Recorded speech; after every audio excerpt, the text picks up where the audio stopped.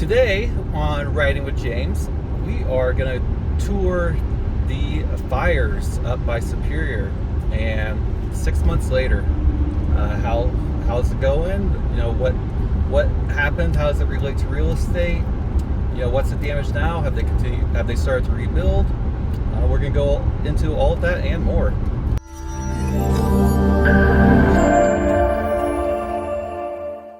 So we are right here on 36 Highway, and we are heading west, coming up on Interlochen Loop. Now, during the night of the fire, about like 5:30, 6 o'clock, when people were getting off work, finding out that their house could be on fire, had to run home, get their animals and everything else, there was just like this, where we're driving right now, just completely covered in smoke. There was pretty much no visibility here. This was all shut down on 36. It just swooped so much, just so much smoke, you couldn't hardly see anything. It was unfortunate that a lot of people lost their pets. They didn't really know about it until later in the day. I think it was around noon that they were giving the evacuation orders. There's over 1,000 homes that were damaged. Hundreds were just a complete loss. So really kind of a sad deal. And so that was about, I think, December 30th of 2021. And now we're in July of 2022. So we're going to check it out and kind of give you a little tour and kind of how that has affected the real estate market as well.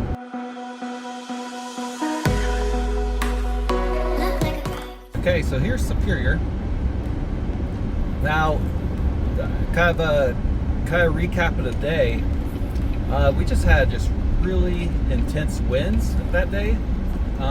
Here they were like topping over 100 miles per hour, and it's just super dry. We didn't, especially at that time of year, we didn't really hardly get any snow at all. So like no moisture the entire 2021. 6 months leading up to it, so that definitely didn't help. Crazy winds, so just basically just any little spark was just gonna light everything on fire, and which is what happened. Now, there are some theories about exactly how the fire started. Some are blaming it on power companies, some are blaming it on fireworks, some are blaming it on arson. So I don't think there's an official reason that they've come out and said. They have said that it was started in like two separate spots. And now here we are coming into Superior right now. So yeah, the fire prices are around 11:30 or so. Evacuation orders were starting just like right after noon. Even by that point, you could really see some smoke, and I was probably like 9 miles south of here, and I looked at the mountains like, that's weird. It looks awfully dusty or smoky over there. And this was before really even got word that there was a fire going on out here. Because I mean, kind of the summer of 2020 had a ton of fires just all over the west. So it was starting to kind of look like that, but it was December. You usually don't get a lot of fires in December, so it was just kind of weird. And then the news traveled, and that fire traveled kind of quicker than news did. Now, they were reporting there was no deaths, so that was good. But then afterwards, they said there was 2 deaths or people missing. So that is unfortunate. But for how quickly that fire went and spread, it is pretty good that that there wasn't more deaths. That was just going super fast. Now here is right here at Superior and Superior Marketplace, kind of a little bit of the heart of Superior, and the fire started about 3 miles west of here, and we'll kind of take you to that point. And it just throughout the afternoon just spread all across up to here.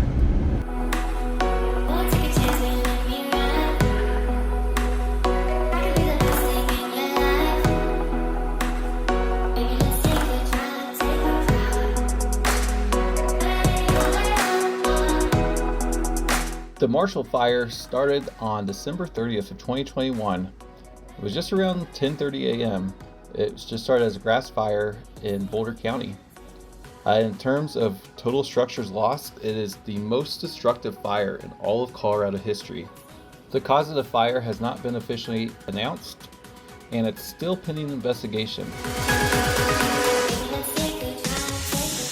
There was 2 ignition points. The first ignition point was at a shed at Highway 93 and 170, and that began to burn at approximately 11:30 a.m. And the second ignition point was upwind from the first and started around noon of the same day on the western side of the Marshall Mesa trailhead. 3 weeks even after the fire, underground fires and abandoned coal mines emerged as possible source for the Marshall Mesa trailhead location. Luckily, on the night of December 31st and New Year's Eve, we had a ton of snow that helped put an end to the fire. It was just a little bit too late. Could have used it a lot earlier. There was evacuations from Louisville, Superior, and even portions of Broomfield. There was also some portions of Lafayette, Arvada, and Westminster that were issued some pre-evacuation orders. There were 6 burn injuries that were confirmed, and there was 1 person who died, who was a 69-year-old man, and then a 91-year-old woman was missing and is also presumed dead.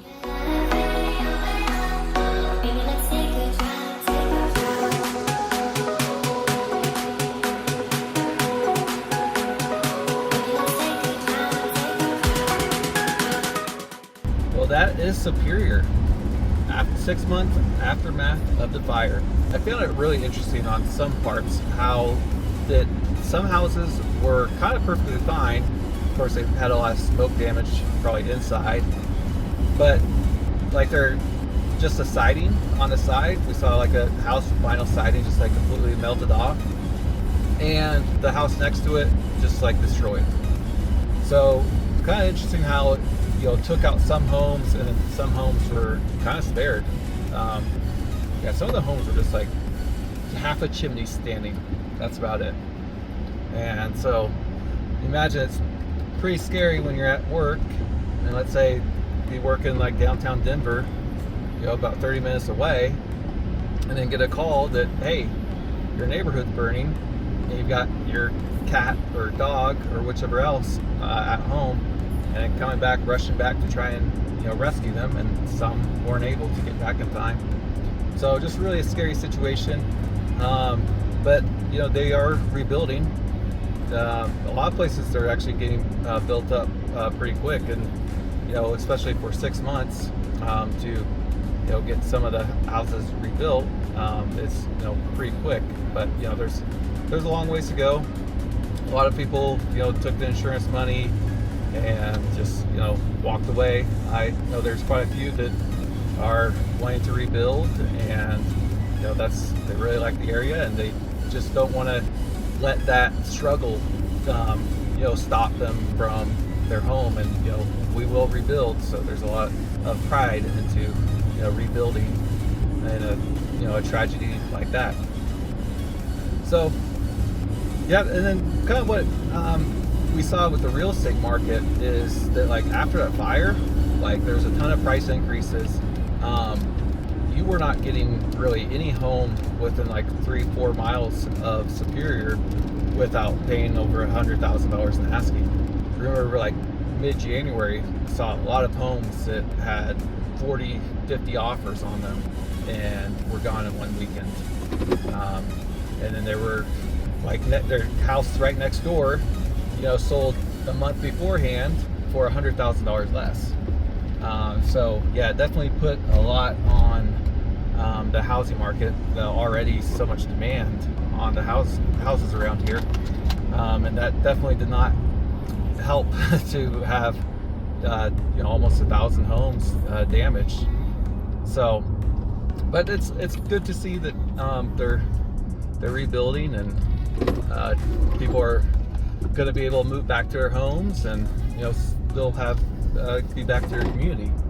So it's going to be kind of interesting to see if there's going to be a lot of builders that will build, several houses for a lot of people at once, which would definitely get it done a lot quicker, and or if it's going to be like a lot of just individual custom homes that people are going to rebuild on that land.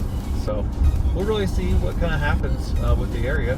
But, well, thank you for coming along with me. I'm James Hund with DXP Realty. If you want to check out the homes available, go check out my website, denverhometoday.com, where we have homes updated in the area every single day. And if you'd like to go tour some homes, please give me a call as well. Thanks for coming along with me as we toured the Superior Fire, or the Marshall Fire, I should say. Do me a favor, would you please like this video, show a little bit of love to that subscribe button, and then hit that notification bell so you can always stay updated to what's going on in the Denver metro area. Bye.